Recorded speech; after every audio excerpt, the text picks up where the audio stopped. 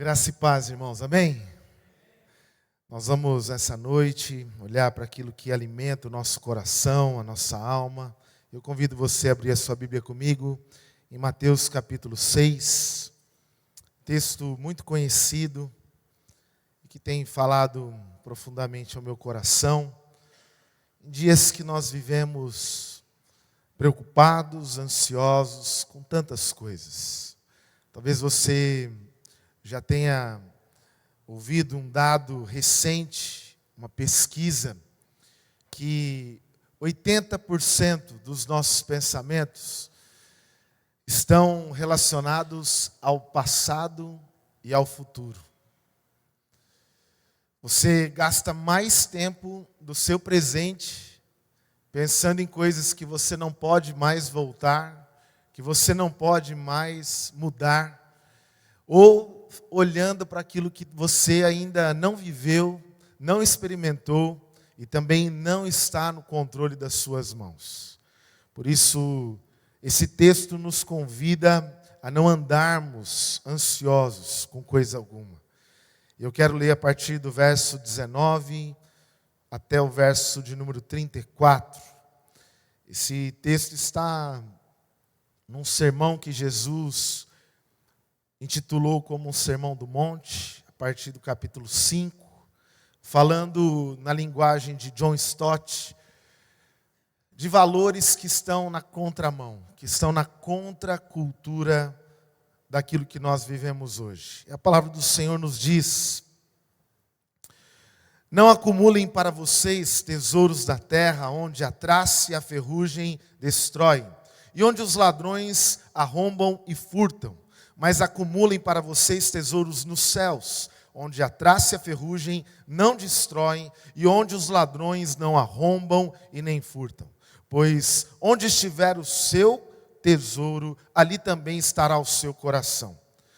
Os olhos são lâmpada do corpo, portanto, se os seus olhos forem bons, todo o seu corpo estará cheio de luz. Mas se os seus olhos forem maus, todo o seu corpo estará cheio de trevas. Portanto, se a luz que está dentro de você são trevas, quão grandes trevas são?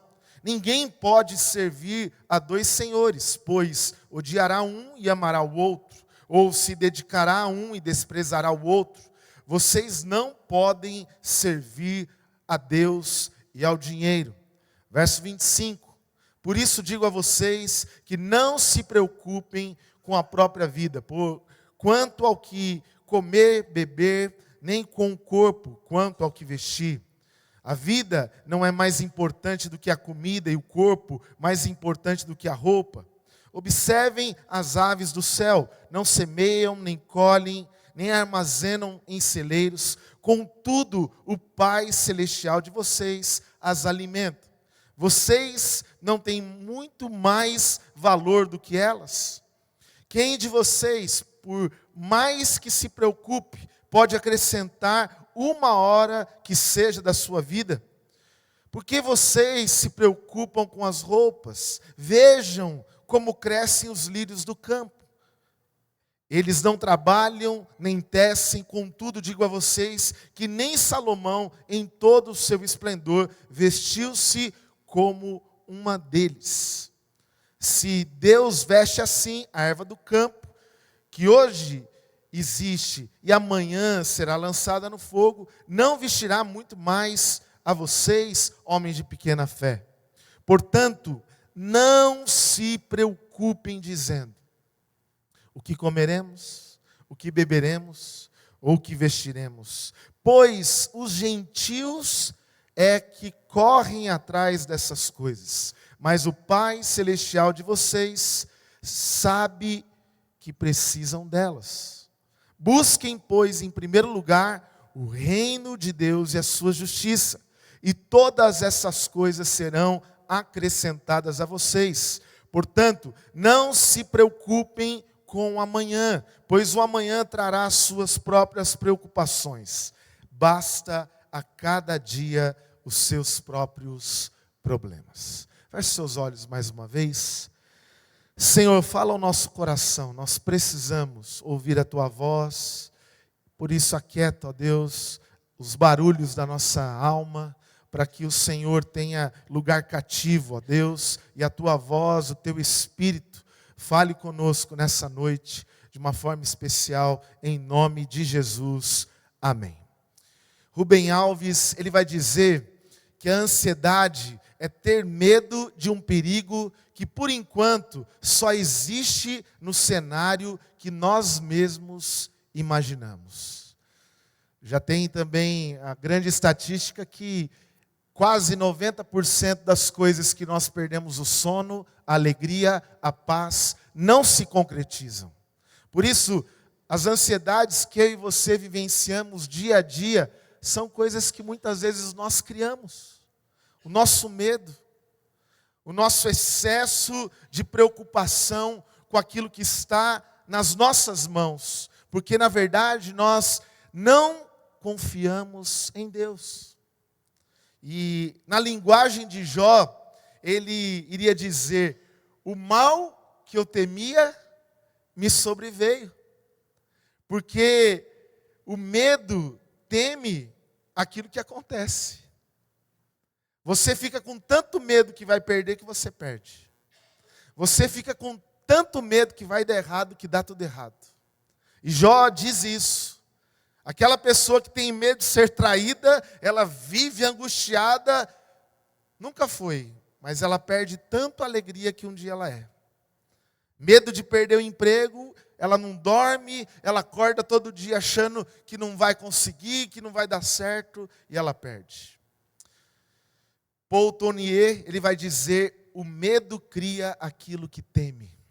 O medo cria aquilo que teme. O que tem tirado a sua paz? O que tem tirado a sua alegria? A ansiedade, na linguagem de Jesus, é ter medo daquilo que está fora do nosso controle. Porque o medo daquilo que ainda não aconteceu é você achar que tudo está nas suas mãos. E é você quem dá conta da tua família, é você que providencia tudo para a tua casa, é você que se preocupa com o futuro dessa geração. Mas quando nós aprendemos que Deus está no controle, todo medo, toda ansiedade, tudo aquilo que tem tirado a minha paz é colocada nas mãos do Deus Todo-Poderoso. Você percebeu o que nós temos feito com essa geração? O que nós fizemos com essa geração? Estamos criando filhos ansiosos. Filhos que têm medo do que não tem ainda, do que vai faltar. A ansiedade não é um problema hoje de adultos. Tem crianças que estão já cedo indo para terapeutas, psicólogos, porque não conseguem descansar, não conseguem ter paz. Segundo Tim Keller, ele vai dizer: o mundo moderno criou mulheres com medo de ser mães e homens com medo de ser homens. É esse contexto que nós vivemos. E talvez você é fruto disso. Quantos de nós não recebemos ferramentas desde a infância para filtrar as emoções, para lidar com as angústias? Talvez você não tenha ensinado o seu filho a lidar com frustração. Seu filho não sabe ouvir não. E você nunca soube, e até hoje se revolta quando Deus não faz as suas vontades. Porque uma coisa é um menino, é uma criança ficar gritando porque não vamos fazer a sua vontade. Agora, adultos, muitas vezes, têm essa mesma reação. Porque nós não nos conformamos com a nossa vontade não estando no centro de todas as coisas. A ansiedade não é só olhar para as necessidades que nós temos. Não é só olhar para as faltas. O texto aponta aqui para nós coisas básicas. Mas eu queria que você pensasse: o que de verdade você precisa para viver? O que de verdade você precisa? Você precisa de tudo isso que muitas vezes nós somos tensionados a correr atrás diariamente? Você precisa correr com que a sua família tenha coisas que você não teve na infância.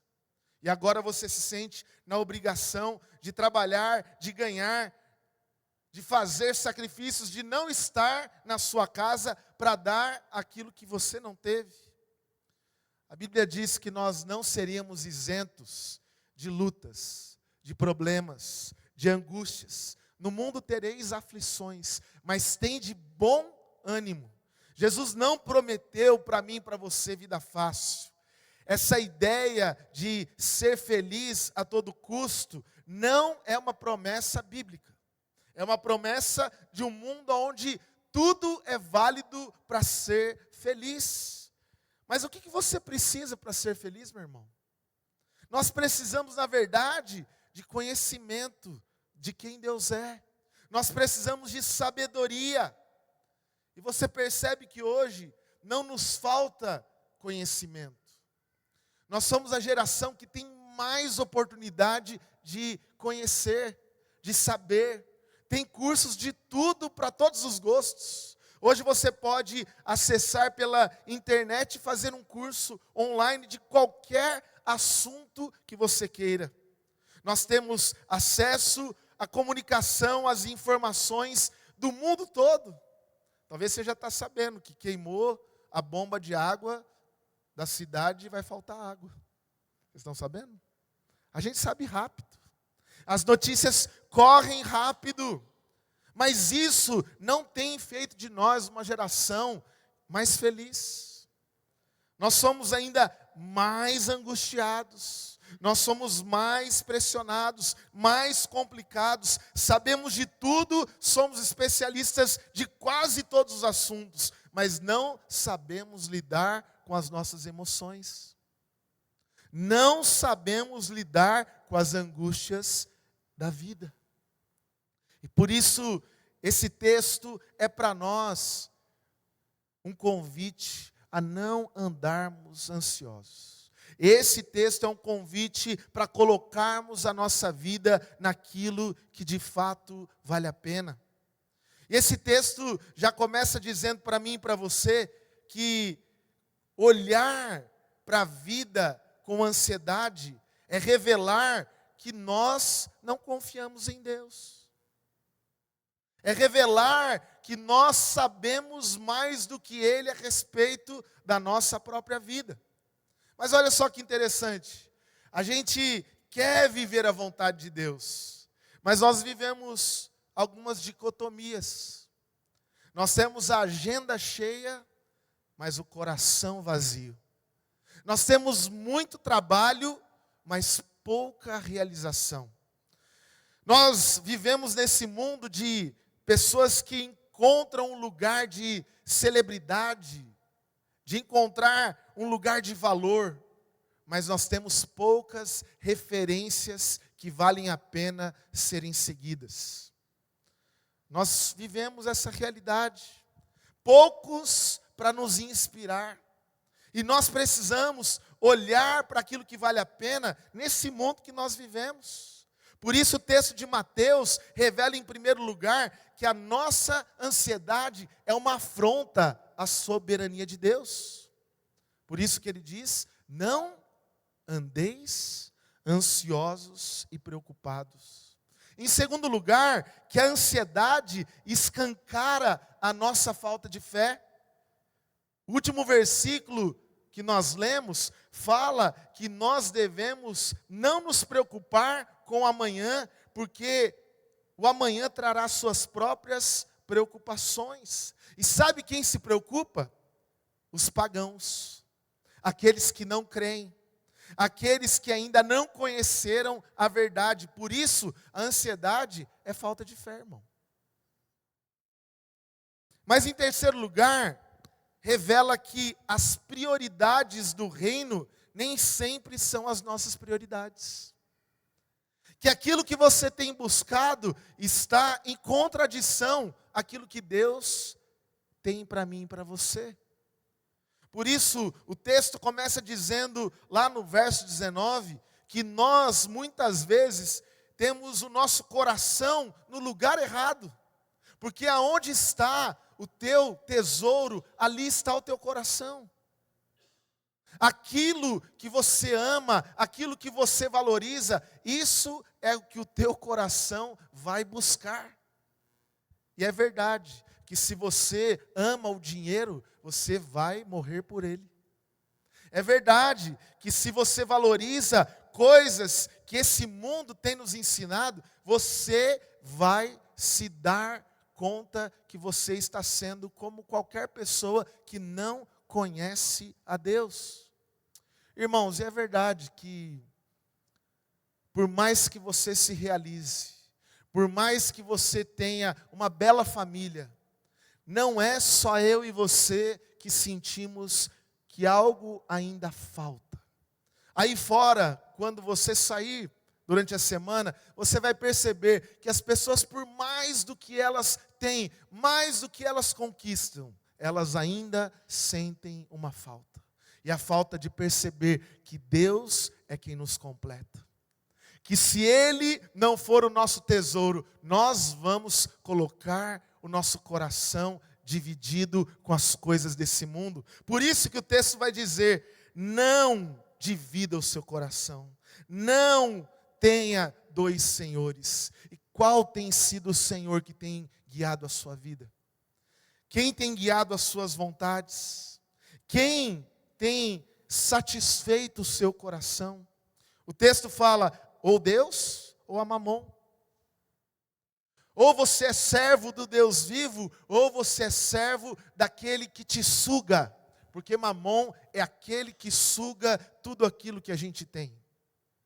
Quantos de nós vivemos ansiosos por aquilo que não temos, por aquilo que os outros têm? E C.S. Lewis vai dizer que o consumismo é ter aquilo que nós não precisamos para mostrar para pessoas que nem conhecemos. Talvez você ache que isso vai te completar, e nós corremos atrás, nós fazemos os esforços que forem necessários, mas nos sentimos vazios. E eu queria trazer algumas verdades práticas para a nossa semana, diante desse texto, onde na sequência, Jesus fala que os nossos olhos, eles podem ser luz ou trevas. Se você enxergar com trevas, grandes trevas serão à sua volta. O seu dia, a sua vida, a sua casa, os seus bens. Mas se você tiver lâmpada nos seus olhos, tudo pode ser bom. Até as coisas difíceis, até as faltas. Não é à toa que o Salmo 23 fala que o bom pastor, ele dá aquilo que eu e você precisamos. Não vai faltar nada. Não vai faltar, meu irmão. O Senhor é o nosso pastor, de nada terei falta. Quando Jesus faz a oração do Pai Nosso, Ele não fala daquilo que Ele não tem. Ele fala daquilo que Ele é satisfeito através da soberania, do cuidado do Pai. Por isso Ele diz, Pai nosso que estás no céu, santificado seja o seu nome, venha o teu reino, seja feita a tua vontade. Ele não está pedindo nada. Ele crê que o Pai sabe de tudo aquilo que Ele precisa. Por isso, Jesus começa a dizer, para a gente não se preocupar com a vida, não se preocupar com aquilo que a gente vai comer, beber, vestir. Não se preocupar, porque Deus está cuidando. Agora você pode dizer para mim, mas pastor, eu tenho que ganhar meu salário. Eu tenho que trabalhar. E a Bíblia vai dizer que digno é aquele que come do suor do seu rosto. Mas o problema é que isso não é realidade. Às vezes nós estamos fazendo para que a gente tenha o melhor do que o outro. Às vezes nós não queremos o alimento, nós queremos aquela comida. E Deus não prometeu dar aquilo que você quer, Ele prometeu dar aquilo que você precisa, amém? Ele prometeu, porque o pão nosso de cada dia nos dá hoje. Não tenha medo, Ele tem cuidado de você. Nada faltará para aqueles que confiam, que descansam em Deus. Por isso, em primeiro lugar, guarde isso para o seu coração e aplique isso para a sua semana. Pare de se preocupar com aquilo que Deus já prometeu. Meu irmão, quem sabe as promessas de Deus não fica preocupado com aquilo que o nosso coração tem desejado. Se Deus prometeu, Ele é fiel para cumprir. Ele vai cuidar de cada uma das nossas necessidades. Aqui o texto diz: o Pai Celestial sabe o que vocês precisam dessas coisas. Ele está falando das coisas básicas da vida. Todas essas coisas vos serão o quê? Acrescentadas. Deus vai acrescentar. Filipenses 4:6, não andem ansiosos por coisa alguma, mas em tudo, pela oração, súplica e ação de graça, apresentem a Deus. Porque quando Deus promete, nós sabemos que o melhor lugar para viver e realizar aquilo que Deus tem prometido é a oração, meu irmão. A fé nos leva a orar e esperar para que Deus realize as suas promessas na nossa vida. E a fé, ela só pode ser vivenciada quando nós oramos. Quantas vezes nós deixamos de confiar, de colocar a nossa vida, de unir a nossa casa em oração, de dobrar os nossos joelhos, mas enquanto isso ficamos preocupados, ficamos ansiosos, perdemos o sono, perdemos a alegria. Em segundo lugar, esse texto nos convida a cuidar dos valores e interesses do reino de Deus, e Ele cuidará de você. Você crê nisso? Amém? Enquanto você cuida daquilo que é interesse do reino de Deus, Ele promete cuidar de você. Como diz o verso de número 33, busquem em primeiro lugar o reino de Deus e a sua justiça. Se você coloca as primeiras coisas em primeiro lugar, você terá as segundas coisas. Mas quando você coloca as segundas coisas em primeiro lugar, você perde ambas. Nós precisamos aprender a cuidar daquilo que Deus pediu para que nós cuidemos, como servos, como filho. Você precisa viver os valores do seu reino. No mundo onde os valores estão se perdendo, aonde no dia a dia, no seu trabalho, precisam de homens e mulheres comprometidos com a verdade, com a fidelidade, com o temor do Senhor. Pessoas que revelam quem é Jesus, aonde elas estão. Por isso, cuide porque Deus vai cuidar de você. É princípio que quando nós servimos ao Senhor, com os nossos dons, com os nossos talentos, você pode ter certeza que Ele estará cuidando daquilo que eu e você precisamos. Amém? Ele tem cuidado de nós. Ele tem cuidado de mim e de você.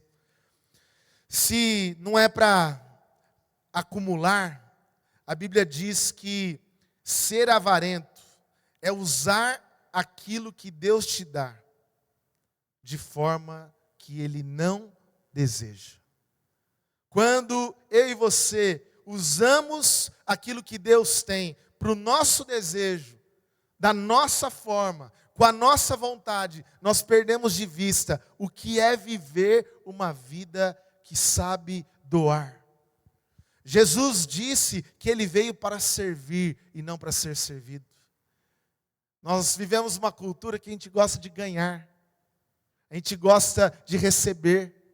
Mas a cultura oriental, aquele que dá, ele fica mais contente do que quem recebe. Por isso a Bíblia vai dizer, melhor é dar do que receber. Melhor é oferecer, melhor é se dedicar, melhor é investir, melhor é amar, melhor é servir, melhor é cuidar. Quantas vezes eu e você nos comprometemos no reino de Deus a fazer em prol do outro. Saber que quando eu me disponho a ser um instrumento nas mãos do Senhor, tudo aquilo que eu estou fazendo, Deus vai recompensar cada um de nós. Você crê nisso? Amém? Tiago 1,5 diz: se falta algum de vocês sabedoria, peça a Deus que Ele dá livremente, de boa vontade. Porque, irmãos, nós precisamos, para viver nesse mundo, de sabedoria divina. Nós precisamos buscar.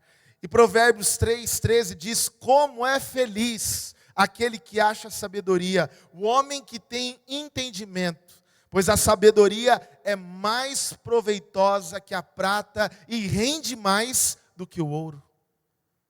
Peça a Deus que Ele faça de você um homem sábio na sua casa. Peça que Deus faça de você uma mulher sábia, porque Deus quer levantar pessoas que vivem no seu reino com sabedoria.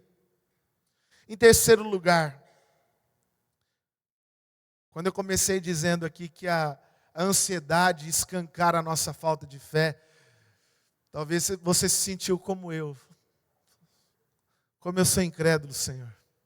Porque quanto tempo eu perco com ansiedade? Quanto tempo eu sou atormentado por ansiedade? E esse é o mal dos nossos dias. Mas eu quero fazer um convite para você hoje.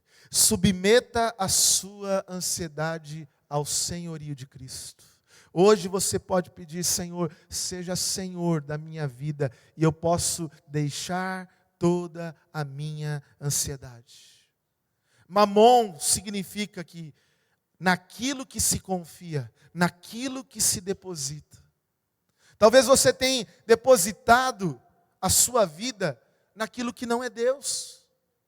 Talvez você tenha depositado a sua casa naquilo que não é o senhorio de Cristo. Talvez você tenha depositado a sua esperança naquilo que não vem do Senhor.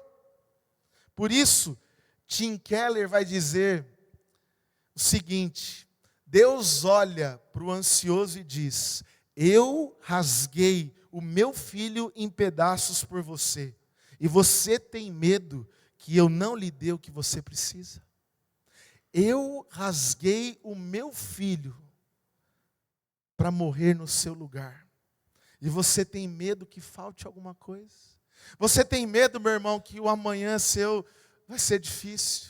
Você tem medo que as coisas não vão dar certo? Você fica preocupado e tem perdido a sua paz? Lembre que o Senhor Jesus, Ele levou sobre a cruz todas as nossas dores, Ele levou todas as nossas enfermidades, Ele resolveu o pior problema da humanidade, meu irmão. Ele já levou tudo na cruz. Você não precisa mais viver ansioso, porque o melhor você já recebeu. Você tem a vida eterna, amém? Ele já te deu a salvação. Ele já te deu aquilo que esse mundo não tem. Mas todos quantos o receberem, deu-lhes o poder de serem feitos filhos de Deus, a saber, os que creem em seu nome. Confie, descanse, coloque a sua vida, creia que Ele está no controle de todas as coisas. Por isso, o meu convite para você hoje é o que está lá em 1 Pedro 5, um texto que também nos convida a confiar, convida a descansar em Deus. A partir do verso de número 6, ele diz: portanto, humilhem-se debaixo da poderosa mão de Deus, para que Ele vos exalte no devido tempo. E o 7, lancem sobre Ele toda a sua ansiedade, porque Ele cuida de vocês. Lancem sobre Ele. O convite de Jesus para nós é saber que Ele é Senhor da tua história, Ele é Senhor do teu casamento, Ele é Senhor dos teus filhos, Ele é Senhor dessa igreja, amém? Por isso, meu irmão, não tenha medo. O que Deus pedir de mim e de você, se submeta. Se disponha diante da igreja, dos ministérios. Essa igreja está em construção. Se esforce, se dedique, cuide dos interesses do reino de Deus e Deus cuidará de você, meu irmão. Não tenha medo, mas se eu contribuir, se eu for generoso, se eu entregar o meu tempo, vai faltar lá em casa, eu vou ter dificuldade. Meu irmão, a promessa já foi dada. Quem tem promessa não se preocupa, porque Deus já prometeu e nós cantamos que Ele não é homem para mentir e nem filho do homem para que se arrependa. Confie nele. Seja aquilo que Deus quer de você nesta igreja. Faça a sua parte e não ande ansiosos, mas lancem sobre Ele. E eu convido você nessa noite, você que sabe as suas lutas, você que sabe aquilo que tem gerado preocupação no teu coração, você que é como eu e qualquer um aqui, que vive os seus dilemas, eu quero convidar você a orar comigo hoje. Eu quero convidar você a colocar tudo no controle das mãos daquele que é todo poderoso. Por isso entregue hoje. Qual área da tua vida tem gerado em você ansiedade? Qual área da tua vida hoje você tem tentado fazer tudo sozinho? E eu quero convidar você hoje, se você quer entregar isso para o Senhor, fique em pé aí no seu lugar. Nós vamos orar nesse momento. Se você hoje quer confiar em Deus, essa área da sua vida, diga para Ele agora, de todo o teu coração. Entrega a Ele agora, confia, e o mais Ele fará. O Salmo 37 fala de pessoas que olham para aqueles que estão prosperando nos seus maus caminhos e fica irritado, fica nervoso. E Deus vai dizer para mim e para você, entrega o teu caminho ao Senhor, confia nele e o mais Ele fará. Ele tem muito mais do que você tem pedido ou pensado para realizar na sua vida. Então entregue ao Senhor, entregue a Ele agora em nome de Jesus.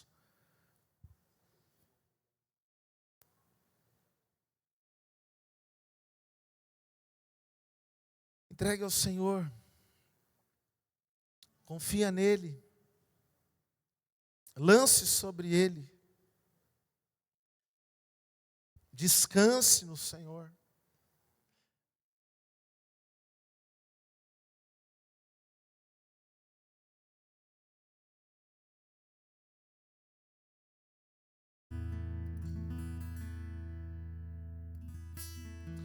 Deus, eu peço nessa noite que o Senhor ministre através do Teu Espírito aqueles que chegaram aqui preocupados, ansiosos, angustiados, ó Deus,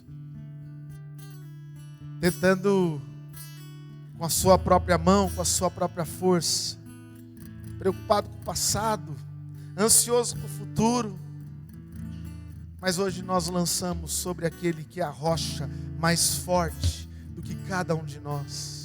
Nós entregamos a Ti, Jesus, a nossa casa. Entregamos a Ti os nossos filhos, o nosso casamento. Entregamos a Ti o nosso trabalho. Entregamos, ó Deus, aquilo que muitas vezes tem gerado medo no nosso coração. Aquilo que tem feito com que a alma não se tranquilize e tenha paz. Derrame, Pai, sobre nós paz que excede todo entendimento para guardar o nosso coração.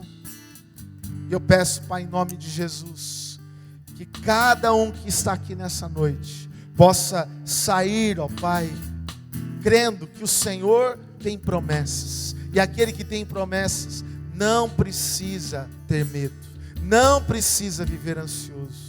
Deus, eu peço em nome de Jesus que o Senhor assuma o seu lugar no trono da nossa vida.